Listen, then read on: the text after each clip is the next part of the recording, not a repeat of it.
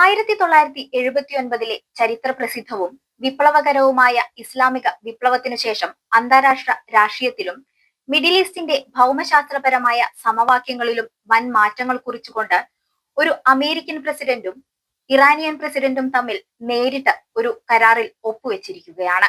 കഴിഞ്ഞ 4 പതിറ്റാണ്ടിലേറെയായി പരസ്പരം ശത്രുതയിലും നിഴൽ യുദ്ധങ്ങളിലും ഏർപ്പെട്ടിരുന്ന ഇരു രാജ്യങ്ങളും തമ്മിൽ ഇത്തരമൊരു ധാരണയിലെത്തിയത് അപ്രതീക്ഷിതവും വിപ്ലവകരവുമാണ്. 3 മാസത്തെ തീവ്രമായ യുദ്ധത്തിന് താൽക്കാലിക അന്ത്യം കുറിച്ചുകൊണ്ട് US പ്രസിഡന്റ് ഡൊണാൾഡ് ട്രംപും ഇറാൻ പ്രസിഡന്റ് മസൂദ് പെഷേഷ്കിയാനും തമ്മിൽ ഒപ്പുവെച്ച ഈ ഇടക്കാല കരാർ ആഗോളതലത്തിൽ വലിയ ചർച്ചകൾക്കാണ് വഴി തുറന്നിരിക്കുന്നത്. സംഘർഷങ്ങൾക്കു ശേഷം ഒരു പുതിയ അന്താരാഷ്ട്ര ക്രമം രൂപപ്പെടുത്തുന്നതിന്റെ പ്രതീകമായി മാറിയ G7 ഉച്ചകോടിക്കിടെ ഫ്രാൻസിൽ വെർസൈൽസിൽ വെച്ചാണ് ഇരു നേതാക്കളും ഈ ഔദ്യോഗിക കരാർ യാഥാർത്ഥ്യമാക്കിയത്. ചരിത്രപരമായി വലിയ ഉടമ്പടികൾക്ക് സാക്ഷ്യം വഹിച്ച വെർസൈൽസ് കൊട്ടാരം വീണ്ടും ഒരു അന്താരാഷ്ട്ര സമവായത്തിന് വേദിയായി എന്നത് ഇതിന്റെ പ്രാധാന്യം വർദ്ധിപ്പിക്കുന്നു. ഈ കരാറിനെ അനുകൂലിക്കുന്നവരും അതിന്റെ അന്താരാഷ്ട്ര പിന്തുണക്കാരും ഇതിനെ ഈ നൂറ്റാണ്ടിന്റെ കരാർ എന്ന് വിശേഷിപ്പിക്കുമ്പോൾ, മിഡിൽ ഈസ്റ്റിൽ ഉടനീളമുള്ള ടെഹ്റാന്റെ പരമ്പരാഗത എതിരാളികളായ ഇസ്രായേൽ, ഗൾഫ് രാജ്യങ്ങൾ, ലെബനനിലെ വിവിധ വിരുദ്ധ വിഭാഗങ്ങൾ എന്നിവർക്ക് ഇത് ഈ നൂറ്റാണ്ടിന്റെ ശാപമായാണ് അനുഭവപ്പെടുന്നത്. കാരണം ഈ കരാറിലൂടെ ഇറാൻ കൂടുതൽ സുരക്ഷിതവും അന്താരാഷ്ട്ര തലത്തിൽ കൂടുതൽ നിയമാനുസൃതവും ആത്യന്തികമായി മിഡിൽ ഈസ്റ്റിൽ കൂടുതൽ സ്വാധീനമുള്ള ഒരു വൻ ശക്തിയായി മാറുമെന്ന ഭീതി അവരെ വല്ലാതെ അലട്ടുന്നുണ്ട്. വരും നാളുകളിൽ ഈ മേഖലയിലെ രാഷ്ട്രീയ സൈനിക സമവാക്യങ്ങൾ എങ്ങനെ തിരുത്തിയെഴുതപ്പെടും എന്നതിന്റെ വ്യക്തമായ സൂചനയാണ് വെർസൈൽസ് കരാർ നൽകുന്നത്. ഈ ഇടക്കാല കരാറിന്റെ കാതലായ വശം എന്നത് ലെബനൻ ഉൾപ്പെടെയുള്ള മേഖലകളിൽ നിലവിലുള്ള വെടിനിർത്തൽ 60 ദിവസത്തേക്ക് കൂടി നീട്ടുന്ന 14 പോയിന്റ് അടങ്ങിയ വ്യവസ്ഥകളാണ്. കഴിഞ്ഞ 3 മാസമായി തുടരുന്ന രക്തരൂക്ഷിതമായ സൈനിക നീക്കങ്ങൾക്കും നാശനഷ്ടങ്ങൾക്കും ഇതൊരു താൽക്കാലിക ശമനമുണ്ടാക്കും. മേഖലയിൽ സ്ഥിരവും ശാശ്വതവുമായ ഒരു ഒത്തുതീർപ്പിൽ എത്തുന്നതിനുള്ള കൂടുതൽ ചർച്ചകൾക്ക് വഴി തുറക്കുന്നതിനാണ് ഈ 60 ദിവസത്തെ സമയം ഉപയോഗപ്പെടുത്തുക. ഏറ്റവും പ്രധാനമായി ഇറാന്റെ വിവാദപരമായ ആണവ പദ്ധതി പോലുള്ള സങ്കീർണമായ പ്രശ്നങ്ങൾക്ക് അന്താരാഷ്ട്ര തലത്തിൽ അംഗീകരിക്കാൻ കഴിയുന്ന ഒരു ശാശ്വത പരിഹാരം കാണുന്നതിനാണ് ഈ കാലയളവിൽ ഇരുപക്ഷവും ശ്രമിക്കുക. ലബനീസ് രാഷ്ട്രീയ നിരൂപകനായ സർക്കിസ് നൌമിന്റെ അഭിപ്രായത്തിൽ വാഷിംഗ്ടണിനും ടെഹ്റാനും ഇതൊരു മഹത്തായ വിലപേശലാണ്. നൂറ്റാണ്ടിലെ ഒരു കരാർ. ഇതിൽ നിന്ന് ഇനി ഇരുപക്ഷത്തിനും പിന്നോട്ട് പോകാനാവില്ല. വിജയസാധ്യത പരാജയ സാധ്യതയേക്കാൾ വളരെ കൂടുതലാണിവിടെ എന്ന് രാഷ്ട്രീയ നിരീക്ഷകർ വിലയിരുത്തുന്നു.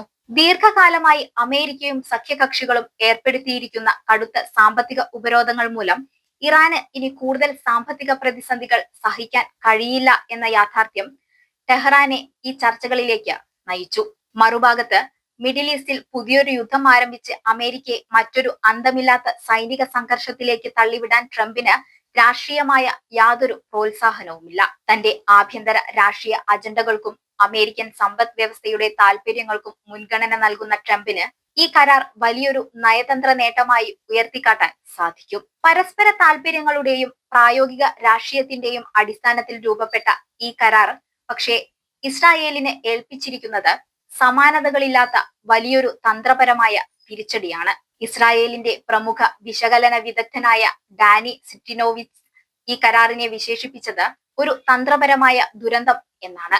ഇസ്ലാമിക് റിപ്പബ്ലിക്കായ ഇറാനെ സാമ്പത്തികമായും സൈനികമായും പരമാവധി ദുർബലപ്പെടുത്താനോ അല്ലെങ്കിൽ അവിടുത്തെ ഭരണകൂടത്തെ തന്നെ തകർക്കാനോ ഉള്ള US ഇസ്രായേൽ സംയുക്ത പ്രചാരണവും സൈനിക തന്ത്രങ്ങളുമാണ് ഇത്രയും കാലം മേഖലയിൽ നിലനിന്നിരുന്നത്. എന്നാൽ ആ നീക്കങ്ങളെല്ലാം പരാജയപ്പെടുകയും ഒടുവിൽ ഇറാനെ ഒരു പ്രധാന പ്രാദേശിക ശക്തിയായി അമേരിക്ക ഔദ്യോഗികമായി അംഗീകരിക്കുന്നതിലേക്ക് ഈ കരാർ വഴിമാറുകയും ചെയ്തു.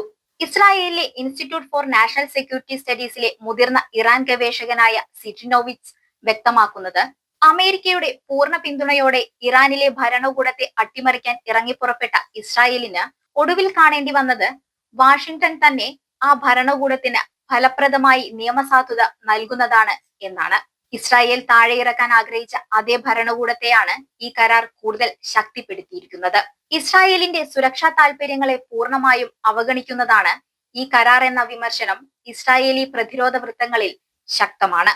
ഇസ്രായേലിനെ ഏറ്റവും കൂടുതൽ ഭയപ്പെടുത്തുന്ന ഇറാന്റെ മിസൈൽ സാങ്കേതിക വിദ്യ പദ്ധതിക്കോ അവരുടെ പ്രാദേശിക പ്രോക്സികൾക്കോ യാതൊരുവിധ നിയന്ത്രണങ്ങളും ഏർപ്പെടുത്താൻ ഈ പുതിയ കരാറിനായിട്ടില്ല. കൂടാതെ ഇറാന്റെ ആണവ കേന്ദ്രങ്ങൾ പൊളിച്ചുമാറ്റുന്നതിനുള്ള വ്യക്തമായ ഒരു മാർഗരേഖയും ഇതിൽ ഉൾപ്പെടുത്തിയിട്ടില്ല എന്നത് ഇസ്രായേലിന്റെ സുരക്ഷാവാദങ്ങളുടെ മുനയൊടിക്കുന്നതാണ്. ലെബനനിൽ ഹിസ്ബുള്ളക്കെതിരെ ഇസ്രായേൽ നടത്തിവന്ന സൈനിക പ്രചാരണങ്ങളെയും തന്ത്രപരമായ മുന്നേറ്റങ്ങളെയും പോലും ഇറാന്റെ നിർബന്ധപ്രകാരം ഏർപ്പെടുത്തിയ ഈ വെടിനിർത്തൽ ചട്ടക്കൂട് തടസ്സപ്പെടുത്തിയിരിക്കുകയാണ്. ഈ കരാർ ഇസ്രായേലിനകത്തും അന്താരാഷ്ട്ര തലത്തിലും വലിയ രാഷ്ട്രീയവും തന്ത്രപരവുമായ പ്രത്യാഘാതങ്ങൾക്കാണ് തുടക്കമിടുന്നത്. ഇറാൻ ഉയർത്തുന്ന ഭീഷണികളെക്കുറിച്ചും അതിനെ സൈനികമായി നേരിടേണ്ട രീതികളെക്കുറിച്ചുമുള്ള ഇസ്രായേൽ പ്രധാനമന്ത്രി നെതന്യാഹുവിന്റെ ദീർഘകാലത്തെ ആഗോളവാദങ്ങളെയും തന്ത്രങ്ങളെയും ഈ കരാർ പൂർണ്ണമായും ദുർബലപ്പെടുത്തുന്നു. ലോകവേദികളിൽ ഇറാന്റെ ആണവ ഭീഷണിയെക്കുറിച്ച് നെതന്യാഹു ഉയർത്തിയ ആശങ്കകൾക്ക് അമേരിക്കൻ ഭരണകൂടം താൽക്കാലികമായെങ്കിലും വിരാമമിട്ടിരിക്കുകയാണ്. ഇസ്രായേലുമായി ചരിത്രപരമായി ഏറ്റവും അടുത്ത ബന്ധം പുലർത്തുന്ന ഇസ്രായേലിന്റെ താൽപര്യങ്ങൾക്ക് എപ്പോഴും മുൻഗണന നൽകുമെന്ന് കരുതിയിരുന്ന ഒരു അമേരിക്കൻ പ്രസിഡന്റിൽ നെതന്യാഹുവിനുള്ള സ്വാധീനത്തിന്റെ പരിധികൾ എത്രത്തോളമാണെന്ന് ഈ കരാർ ലോകത്തിനു മുന്നിൽ തുറന്നുകാട്ടി. അമേരിക്കൻ വിദേശ നയം എപ്പോഴും സ്വന്തം താൽപര്യങ്ങൾക്കും ആഗോള സമാധാനത്തിനും മുൻഗണന നൽകുമെന്ന യാഥാർത്ഥ്യം ഇസ്രായേലിന് വലിയൊരു രാഷ്ട്രീയ തിരിച്ചടിയായി മാറി. സിറ്റിനോവിച്ചിന്റെ വിലയിരുത്തൽ പ്രകാരം ഇറാൻ തങ്ങളുടെ തന്ത്രങ്ങൾ കൂടുതൽ ശക്തമായി മെനയാൻ ആവശ്യമായ വലിയൊരു നയതന്ത്ര ഇടമാണ് ഇതിലൂടെ നേടിയിരിക്കുന്നത്. ഈ കരാർ ഇസ്രായേലിന്റെ അന്താരാഷ്ട്ര തലത്തിലുള്ള ഒറ്റപ്പെടൽ കൂടുതൽ ആഴത്തിലാക്കുന്നതിനൊപ്പം മിഡിൽ ഈസ്റ്റിൽ ഇറാന്റെ സ്ഥാനം വരും ദിവസങ്ങളിൽ കൂടുതൽ ഉറപ്പിക്കുകയും ചെയ്യും. ചുരുക്കത്തിൽ ഇസ്രായേലിന്റെ ഭാഗത്തു നിന്ന് നോക്കുമ്പോൾ എല്ലാം മോശമാണ്. ഇത് വരും ദിവസങ്ങളിൽ കൂടുതൽ വഷളാവുകയേ ഉള്ളൂ. മറുഭാഗത്ത് ഈ ഇടക്കാല കരാർ വരും ദിവസങ്ങളിൽ ഇതേപടി നിലനിൽക്കുകയും ഒരു സ്ഥിര ഉടമ്പടിയായി മാറുകയും ചെയ്യുകയാണെങ്കിൽ ഇറാൻ തങ്ങൾക്ക് അനുകൂലമായ കൂടുതൽ ശക്തമായ ഫലങ്ങൾ ഉറപ്പാക്കുമെന്നത് വ്യക്തമാണ്. ഒന്നാമതായി 3 മാസമായി തുടരുന്ന നേരിട്ടുള്ള സൈനിക സംഘർഷങ്ങൾ അവസാനിക്കുന്നത് ഇറാന്റെ ആഭ്യന്തര സുരക്ഷയ്ക്ക് വലിയ ആശ്വാസമാകും. രണ്ടാമതായി വർഷങ്ങളായി ഇറാന്റെ സാമ്പത്തിക മേഖലയെ തളർത്തിയിരുന്ന കടുത്ത അന്താരാഷ്ട്ര ഉപരോധങ്ങളിൽ നിന്ന് മോചനം ലഭിക്കുന്നത് രാജ്യത്തിന്റെ ആഭ്യന്തര വിപണിയെ പുനരുജ്ജീവിപ്പിക്കും. മൂന്നാമതായി ഇറാന്റെ പ്രധാന വരുമാന മാർഗമായ അസംസ്കൃത എണ്ണ ആഗോള വിപണിയിൽ നിയന്ത്രണങ്ങളില്ലാതെ വീണ്ടും കയറ്റുമതി ചെയ്യാനുള്ള അവസരം ഇറാന്റെ തകർന്നടിഞ്ഞ സമ്പദ് വ്യവസ്ഥയ്ക്ക് വലിയൊരു ജീവശ്വാസമാകും. നാലാമതായി യുദ്ധത്തിൽ തകർന്ന അടിസ്ഥാന സൗകര്യങ്ങൾ പുനർനിർമ്മിക്കുന്നതിനായി വലിയ തോതിലുള്ള അന്താരാഷ്ട്ര ഫണ്ടുകളും വിദേശ നിക്ഷേപങ്ങളും ഒഴുകിയെത്താനുള്ള സാധ്യതയും ഇത് തുറന്നു നൽകുന്നു. ഇതിനെല്ലാം ഉപരിയായി ഇറാന്റെ നിലവിലുള്ള ഇസ്ലാമിക രാഷ്ട്രീയ വ്യവസ്ഥയെ ലോകത്തെ ഏറ്റവും വലിയ ശക്തിയായ അമേരിക്ക പരോക്ഷമായി അംഗീകരിക്കുന്നു എന്ന വലിയൊരു രാഷ്ട്രീയ വിജയവും ടെഹ്റാന് സ്വന്തമാകും. തങ്ങളുടെ പ്രാദേശിക സഖ്യകക്ഷികളായ ലബനിലെ ഹിസ്ബുള്ള ഉൾപ്പെടെയുള്ള പ്രതിരോധ ഗ്രൂപ്പുകളെ ഇറാൻ ഈ ചർച്ചകളിൽ കൈവിട്ടിട്ടില്ല എന്നതും ഈ കരാറിന്റെ ഏറ്റവും ശ്രദ്ധേയമായ സവിശേഷതയാണ്.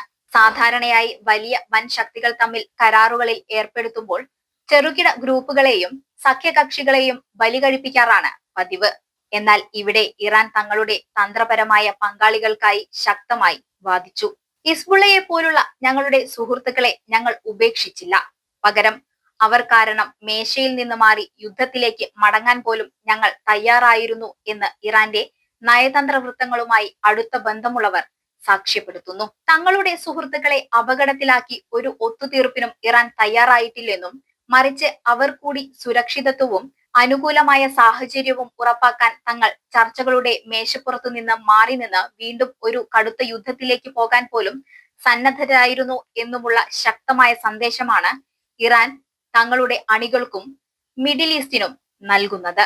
ഇത് മേഖലയിലെ ഇറാന്റെ നേതൃത്വത്തിലുള്ള പ്രതിരോധത്തിന്റെ അച്ചുതണ്ടിന്റെ ആത്മവിശ്വാസം ഇരട്ടിയാക്കും. വെർസൈൽസ് കരാർ മിഡിൽ ഈസ്റ്റിന്റെ ചരിത്രത്തിൽ ഒരു പുതിയ അധ്യായം കുറിക്കുകയാണ്. പശ്ചിമേഷ്യയിൽ ഇസ്രായേലിനും ഗൾഫ് രാജ്യങ്ങൾക്കും മാത്രം ഉണ്ടായിരുന്ന അമേരിക്കൻ മുൻഗണനയ്ക്ക് ഇതോടെ വലിയൊരു മാറ്റം സംഭവിച്ചിരിക്കുന്നു. ഇറാനെ ഒറ്റപ്പെടുത്തുക എന്ന നയത്തിൽ നിന്ന് മാറി അവരുമായി ചർച്ച നടത്തി പ്രശ്നങ്ങൾ പരിഹരിക്കുക എന്ന അമേരിക്കയുടെ പുതിയ നയം മേഖലയിലെ ശക്തി സമവാക്യങ്ങളെ പൂർണ്ണമായും മാറ്റിമറിക്കും. ഇറാൻ കൂടുതൽ സാമ്പത്തിക പുരോഗതിയിലേക്കും നയതന്ത്ര മേധാവിത്വത്തിലേക്കും നീങ്ങുമ്പോൾ ഇസ്രായേലിന് തങ്ങളുടെ പരമ്പരാഗത സുരക്ഷാ സങ്കല്പങ്ങൾ പുനഃപരിശോധിക്കേണ്ടി വരും. ഗൾഫ് രാജ്യങ്ങൾ ഇറാന്റെ ഈ പുതിയ സ്വാധീനത്തെ എങ്ങനെ നേരിടുമെന്നതും വരും നാളുകളിൽ കണ്ടറിയേണ്ടതാണ്.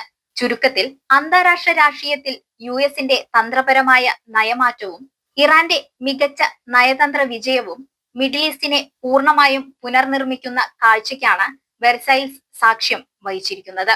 വരും നാളുകളിലെ 60 ദിവസത്തെ ചർച്ചകൾ ഈ കരാറിന്റെ ഭാവി നിശ്ചയിക്കുമെങ്കിലും മിഡിൽ ഈസ്റ്റിലെ ഇറാന്റെ സ്ഥാനം കൂടുതൽ ശക്തമായി കഴിഞ്ഞു എന്നത് തർക്കമില്ലാത്ത യാഥാർത്ഥ്യമാണ്.